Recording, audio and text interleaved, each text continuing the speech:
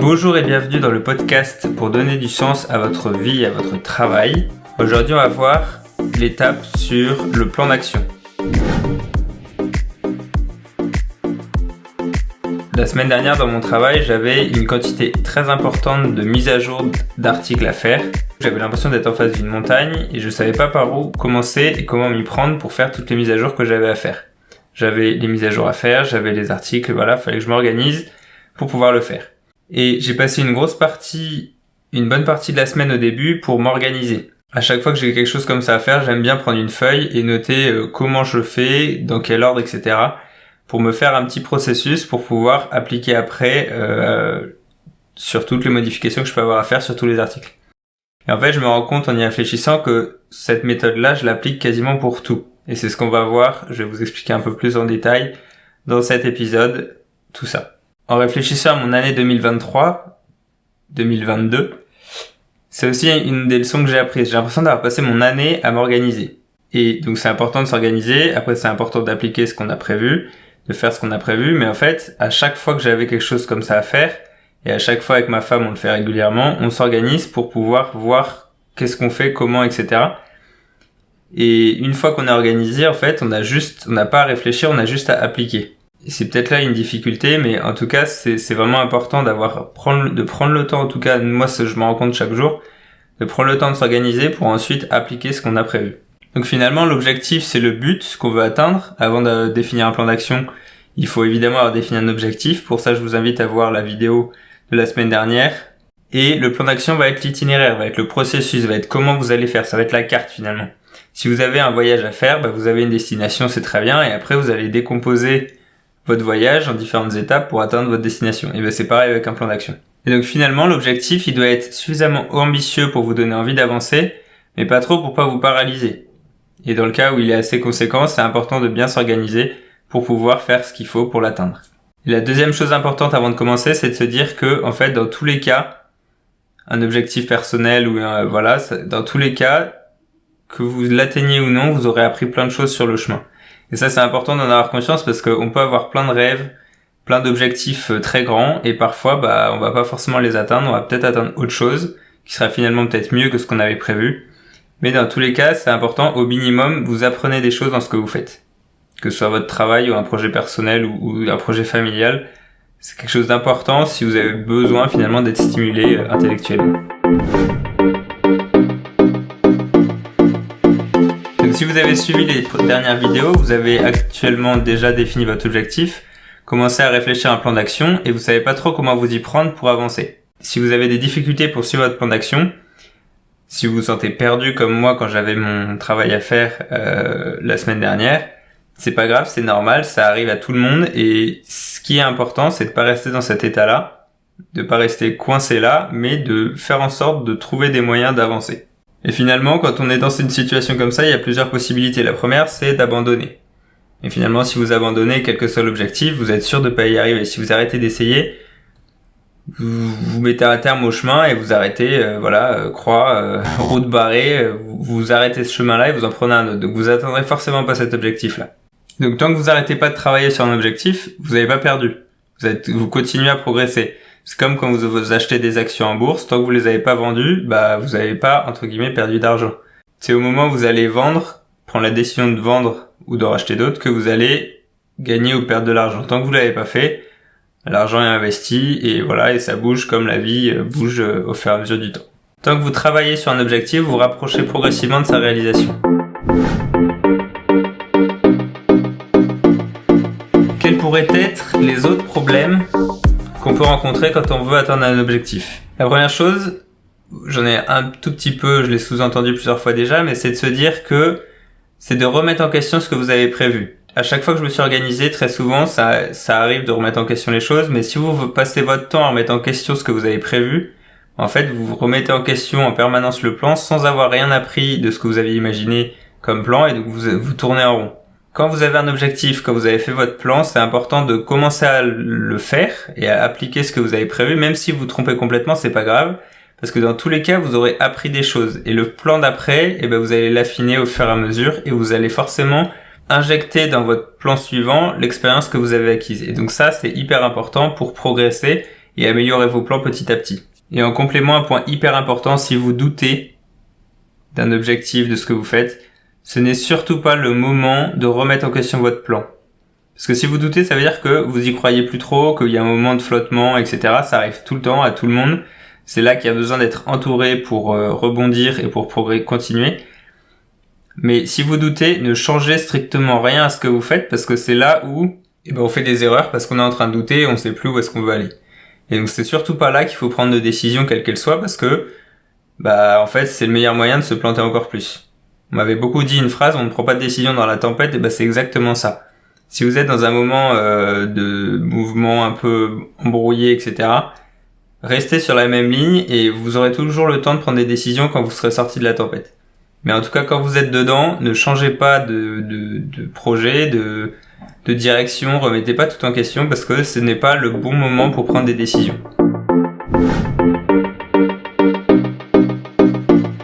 Si vous rencontrez ces différents problèmes, il y a deux questions qui peuvent être importantes à vous poser. La première, c'est de vous demander, est-ce que l'objectif et le plan d'action que vous avez fait a du sens pour vous? Est-ce que c'est vraiment quelque chose qui est important pour vous? Parce que si c'est le cas, vous allez forcément avoir envie de travailler dessus. Si par contre c'est l'objectif, le plan d'action d'un autre, que c'est pas vous qui avez forcément mis les choses en place, vous aurez plus de mal à vous motiver pour le faire. Et la deuxième chose, ça c'est une question très puissante au quotidien, c'est de vous dire qu'est-ce que vous avez besoin de faire aujourd'hui pour être fier de vous ce soir quand vous allez vous coucher. Ça c'est une question au jour le jour plus que sur une année. Et encore, ça on peut aussi se la poser sur un an. Qu'est-ce que j'ai besoin d'avoir accompli cette année pour être fier de moi en 2024 par exemple. Ça peut aussi être une question qui permet de réfléchir à son objectif. Donc si vous n'avez pas encore fait votre plan d'action, je vous invite à regarder la vidéo correspondante que vous trouverez le lien en description dans la vidéo. On va revoir ici les grands principes. Et surtout, on va voir ici la manière d'appliquer un plan d'action, différents moyens qui peuvent aider à l'application du plan d'action que vous aurez fait. Donc j'avais lu il y a quelques temps un livre sur les 7 habitudes de ceux qui réussissent, tous ceux qui entreprennent. J'ai fait une vidéo sur le sujet. Et dans ce livre-là, il y a une partie où il parle des différents rôles qu'on peut avoir. Et en fait, de s'organiser dans notre quotidien en fonction des différents rôles qu'on peut avoir. Pour moi, par exemple, j'ai un travail, j'ai une famille, je fais du sport. Et en fait, tout ça, ce sont des choses sur lesquelles j'ai besoin d'avancer. Et donc, je peux avoir un objectif pour chacun. Après, votre temps de travail, il est donné. Votre temps avec vos enfants, s'ils sont à l'école ou à la crèche, il est aussi défini parce qu'après ils se couchent. Il y a certaines choses comme ça, certains timings dans votre journée qui sont un peu forcément plus réservés à tel ou tel domaine de votre vie. Mais ce qui va compter, c'est du coup, en fonction de vos différents rôles, de voir les différents objectifs que vous pouvez avoir ou pas. C'est pas obligatoire d'avoir un objectif à chaque fois. Et ensuite, de vous organiser en conséquence pour que dans votre semaine, à l'échelle de la journée, c'est trop compliqué, mais à l'échelle de la semaine, de prévoir des temps avec vos enfants, des temps avec votre famille, des temps pour un projet, des temps pour votre travail. Et ça permet en fait de savoir qu'à la fin de la semaine, si vous appliquez et que vous faites effectivement tout ce que vous avez prévu, vous avez travaillé sur chacun de ces pans-là de votre vie. Et en fait, c'est hyper important et moi je le vois en fait au quotidien, c'est que le fait de savoir que j'ai un temps prévu pour être avec mes enfants, un temps prévu pour être avec ma femme, un temps prévu pour travailler, un temps prévu pour faire autre chose, en fait ça m'aide à me dire là c'est le moment de ça, donc le reste je le ferai quand ce sera le moment qui est prévu. Et en fait le plus gros problème c'est lorsqu'il y a un pan de votre vie, quel qu'il soit, qui prend toute la place et qui écrase tout le reste. Parce que dans ce cas-là, vous mettez en péril peut-être votre couple, votre famille, ou à l'inverse votre travail si tout est pour la famille. Et en fait, il faut un juste équilibre entre les deux qui est toujours à revoir parce que dans notre vie on évolue. Notre famille, elle évolue, notre travail évolue, et donc il y a des périodes où vous allez plus travailler que d'autres, mais il faut que ça s'équilibre au final, sur un an ou sur une semaine, il faut que ce soit à peu près équilibré pour que vous soyez aligné finalement entre ce que vous faites pour votre travail, ce que vous faites dans votre vie personnelle. Et c'est cet équilibre-là qui est très délicat à trouver et qui est à revoir en permanence, d'où l'importance de s'organiser dès que vous avez plusieurs choses à gérer ou plusieurs choses à faire.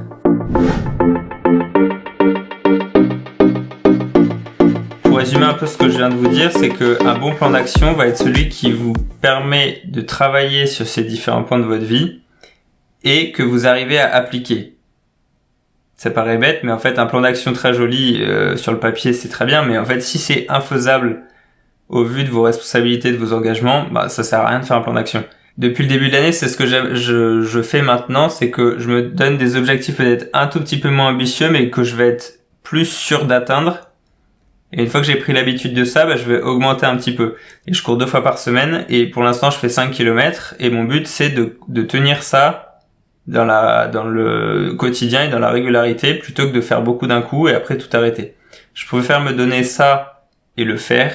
Et ce qui va compter, c'est pas forcément les kilomètres que je vais faire, mais c'est surtout le fait d'être régulier chaque semaine pour pouvoir progresser petit à petit. Et quand ce sera facile, je monterai le nombre de kilomètres. J'aurais pris, en attendant, en faisant 5 kilomètres, j'aurais pris l'habitude chaque semaine d'aller courir. Et donc du coup, ce sera plus facile, en tout cas j'imagine, je vous dirai quand je serai là, de monter le nombre de kilomètres parce que j'aurais pris l'habitude de le faire. Je suis en télétravail chez moi et je sais que à 18h quand les enfants rentrent, je peux plus travailler. C'est pas grave, c'est juste que c'est comme ça, les enfants arrivent, je sais que pendant 2 heures, 18 à 20h, après ils sont couchés, je pourrais faire autre chose, mais là c'est le moment où je peux passer avec mes enfants, donc je le prends. Et au début je râlais un peu, mais finalement en l'ayant accepté et en ayant pris la décision de me dire bah quand ils arrivent je m'arrête, et en fait c'est génial parce que ça me permet d'être vraiment là avec eux et pas d'être là et en même temps de me dire ah j'ai ça à faire, mais d'être présent. Et en même temps bah je sais qu'après 20h, 21h je peux faire autre chose, je suis disponible pour faire d'autres trucs. Ça me permet du coup un certain équilibre entre mon travail et mes enfants qui sont là et j'ai envie de passer du temps avec eux, donc ça me permet d'y voir plus clair dans ma journée et de savoir que cette tranche horaire là, je peux pas la changer, c'est comme ça, et c'est réservé pour mes enfants. Donc tout à l'heure je vous parlais aussi des différents objectifs que vous pouvez avoir en fonction de vos rôles. Là l'image que je voyais quand je parlais de ça, c'est de me dire c'est pas tel objectif devant tous les autres et qui écrase tout le reste, et ensuite j'essaye de mettre les petites choses qui vont avec. C'est en fait les différents objectifs qu'on peut avoir en fonction des pans de notre vie, donc famille, enfants, couple, amis, travail, projet. Et ça, c'est des projets qui sont des objectifs plutôt qui sont côte à côte. Et donc le plan d'action, l'idée, ça va être de réunir tous ces objectifs dans un seul plan d'action pour vous simplifier la vie, pour le suivre et pour le faire progresser petit à petit. Et le plan d'action que vous allez faire à ce sujet-là va vous permettre de mettre noir sur blanc ce que vous allez faire et comment vous allez vous organiser. Parce que pour avancer sur ces différents objectifs que vous pouvez avoir, il y a besoin d'une organisation pour supporter tout ça. Et un truc qu'on fait presque peut-être tous les soirs depuis un bon moment maintenant avec ma femme, c'est qu'à chaque fois justement que les enfants rentrent, on se pose un moment 5 minutes pour se dire ok, comment on s'organise ? Qu'est-ce qu'il faut par le repas ? Qu'est-ce qui s'occupe des enfants ? Le temps qu'on a à ce moment-là, pour que on puisse savoir du coup qui fait quoi. Ça, c'est déjà la première chose. Et ensuite, les enfants savent aussi que c'est plus moi ou plus ma femme qui vont s'occuper d'eux ce soir-là. En tout cas, le temps avant le dîner. Et depuis qu'on le fait, ça me semble être beaucoup plus serein, en fait, ce temps-là. Donc parfois, comme toujours, c'est plus compliqué, mais rien n'est parfait. Et à chaque fois, on apprend et on progresse chaque jour. Et c'est ça qui est le plus important.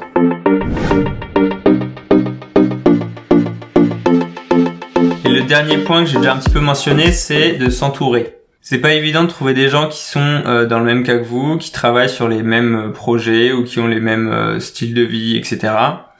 Mais si vous trouvez ne serait-ce qu'une personne qui peut vous comprendre sur un sujet, sur quelque chose que vous faites, en fait ça changera tout. Moi, j'ai la chance d'avoir mon petit frère qui fait de la création de contenu, des choses similaires à ce que je fais. Et en fait, c'est hyper intéressant de discuter ensemble parce que ça nous permet de se soutenir, et je suis convaincu que sans ça, je pense que j'aurais déjà arrêté. Et c'est vrai que ça nous booste mutuellement pour progresser, pour continuer, pour apprendre, on se donne des conseils, on se soutient tout simplement, et ça nous permet, et lui aussi je crois, de continuer à progresser et de continuer à avancer. Et comme je le disais au début, tant qu'on continue à avancer sur un objectif, on progresse chaque jour, on apprend, et ça peut que nous aider à s'améliorer. Que ça marche après ou pas, dans tous les cas, on aura appris plein de trucs. Donc l'idée maintenant, c'est de mettre en place un plan d'action qui va réunir vos différents objectifs, vos différentes casquettes, pour vous permettre de progresser sur les différents pans de votre vie en parallèle et pas l'un au détriment de l'autre. Donc c'est comme pour mettre en place une habitude. Quand vous voulez mettre en place une habitude, quelle qu'elle soit, il y a besoin de mettre une organisation, un système en place autour pour permettre de supporter cette habitude et supporter la mise en place de cette habitude. Ça va être pareil pour un projet, pour une organisation familiale, pour une organisation professionnelle. Donc peut-être l'organisation quotidienne est la manière d'appliquer votre plan d'action au quotidien. Dans l'épisode du podcast de la semaine dernière, je vous ai parlé de différents moyens que j'utilisais pour m'organiser au quotidien, chaque jour me dire qu'est-ce que je dois faire aujourd'hui.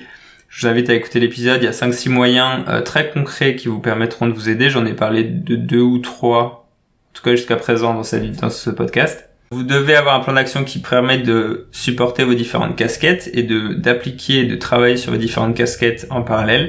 Chaque moment va avoir une chose à faire. Et c'est là où c'est important d'être organisé. Comme je vous disais, les enfants, c'est à tel moment, c'est pas un autre. Du coup, si j'avais prévu quelque chose ou j'ai pas fini de faire quelque chose que je voulais faire à ce moment-là ou que j'ai débordé, je le reporte à un autre moment. Après, une fois que vous êtes organisé, surtout, il faut arrêter de se poser des questions. Juste, vous avez ça à faire, vous y allez. Après, il y a la procrastination, j'en ai pas beaucoup parlé. Mais justement, si vous vous organisez et ensuite, quand vous avez un truc à faire, vous l'avez prévu, vous le faites, sans réfléchir, en fait, vous allez pas procrastiner. Vous allez avancer au fur et à mesure de ce que vous avez prévu. Et une fois que votre planning est fini, vous en faites un autre pour la suite. Une phrase que j'aime beaucoup et qui illustre un petit peu ça, mais de manière un peu plus spirituelle, je dirais, c'est goûte chaque instant comme un moment qui ne reviendra pas. Vous avez un temps avec vos enfants, mais en fait, vous pouvez en prendre un autre la semaine prochaine, c'est vrai. Mais ce sera forcément pas pareil parce que vous aurez grandi, vous aurez évolué, vos enfants auront grandi. Et pareil, vous pouvez faire quelque chose aujourd'hui et vous pouvez le reporter dans 2 semaines, est-ce que ce sera pareil? Non. Et en même temps, chaque moment avec vos amis, votre famille est unique et c'est important de prendre le temps de le vivre aussi en étant vraiment présent. Et l'autre chose, c'est comme vous êtes organisé, quand vous avez prévu de faire quelque chose à un moment, tout le reste de votre organisation a permis que ce moment soit possible. Alors que si vous n'êtes pas organisé, que vous faites les choses au coup par coup, en fait, ça part dans tous les sens. Et du coup, quand vous avez besoin de faire un truc précis, il n'y a pas d'organisation autour et donc vous savez pas quand vous allez pouvoir le faire. Donc rapidement, les 1, 2, 3, 4, 5, 6, les 7 éléments importants pour faire votre plan d'action. Après, on va passer aux principes plus généraux sur les plans d'action. C'est que l'objectif, vous le savez déjà, doit être réalisable et suffisamment ambitieux pour vous donner envie d'avancer. Ensuite, vous avez une date de fin pour un projet, par exemple. Une organisation qui va vous permettre d'atteindre votre objectif. Les tâches que vous avez besoin de faire pour commencer à avancer. Pas besoin de planifier vos tâches sur 1 an ou sur 5 ans, ça ne sert strictement à rien. Moi, je le fais sur 1 semaine. J'ai les grandes étapes que j'ai besoin de faire sur 1 an peut-être, ou 6 mois. Et après, je le détaille à la semaine, parce que plus loin, je trouve que ça sert à rien. Et en même temps, faut prendre le temps de faire les choses et prendre le temps de vivre aussi. Avoir une attitude positive, ça j'ai fait une vidéo et un article que vous pouvez retrouver sur mon site internet ou que je mettrai en lien dans la description où je parle de ça. Une petite marge aussi pour les imprévus, les erreurs. On en fait tous. Et c'est important les erreurs, d'apprendre de vos erreurs parce que ça va vous permettre d'améliorer vos plans d'action et vos objectifs par exemple. Et toujours par rapport aux erreurs, tirez les leçons des erreurs que vous faites, ça vous évitera de les recommencer. Ça j'en ferai un épisode complet dessus parce que c'est très important. Et maintenant on passe aux différents principes pour faire et pour surtout appliquer un plan d'action.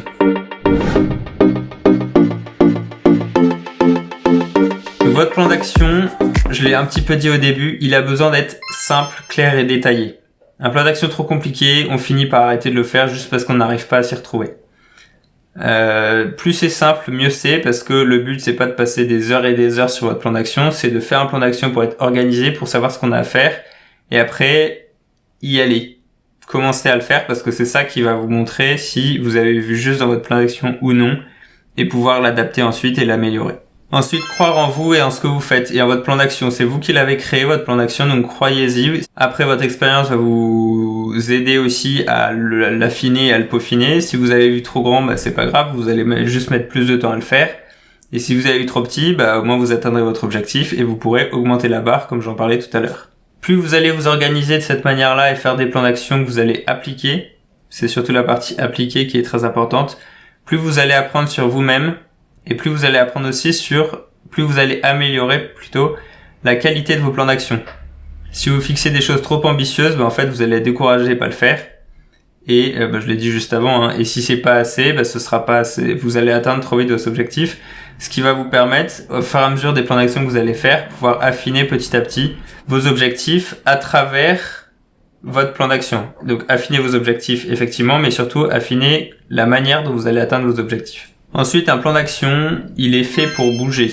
Donc faut pas le remettre en question 2 heures après l'avoir fait. Mais si vous faites un plan d'action, que vous le faites pendant une semaine, et au bout d'une semaine, vous pouvez déjà corriger des choses que vous aviez imaginées parce que vous avez appris des choses, appris sur vous-même et sur ce que vous faites, et vous pouvez améliorer déjà votre plan d'action. Donc si vous le faites pour 1 mois et qu'après vous l'améliorez, c'est très bien. Ce qui compte, c'est de petit à petit progresser et améliorer votre plan d'action pour pouvoir être au plus juste de ce que vous ferez en réalité. Donc j'ai commencé par ça, on va finir par ça aussi. Rien n'est jamais perdu pour celui qui refuse d'abandonner. Tant que vous continuez à essayer et à progresser, en fait vous avancez, vous apprenez. Si vous faites une expérience de chimie ou de chimie, on va dire ça, si vous avez 5 paramètres, si vous en changez un, faites pas tout en même temps. Faites-en qu'un seul pour savoir lequel a une influence. Parce que comme ça, vous allez pouvoir petit à petit adapter et savoir que quand vous faites telle action, vous avez besoin de 4 heures et pas de 8. Ou à l'inverse, de 8 heures et pas de 4 parce que c'est très long et c'est plus compliqué. Et le dernier principe, c'est d'accepter de remettre en question son plan parce que la vie n'est pas un long fleuve tranquille, on a tous des difficultés, tous des choses qui nous arrivent sans qu'on les ait prévues. C'est là où on va avoir besoin de s'organiser. Et surtout, accepter que on n'a pas forcément tout prévu, mais en même temps, on est responsable de ce qu'on fait. Et si on a la responsabilité des actions qu'on pose et qu'on fait, on a la responsabilité de notre plan d'action. On a aussi la responsabilité du succès ou de ce qu'on rate. Et ce qu'on rate sont des sources d'apprentissage pour atteindre le succès. Refaites vos plans encore et encore. Pas pour avoir une liste de 10 000 plans d'action sur votre téléphone ou sur votre ordinateur, mais pour affiner, et je l'ai répété plein de fois, mais c'est super important d'affiner votre manière de faire vos plans d'action, de progresser sur la manière dont vous le faites et de vous améliorer tout simplement et surtout de progresser vers les objectifs que vous fixez.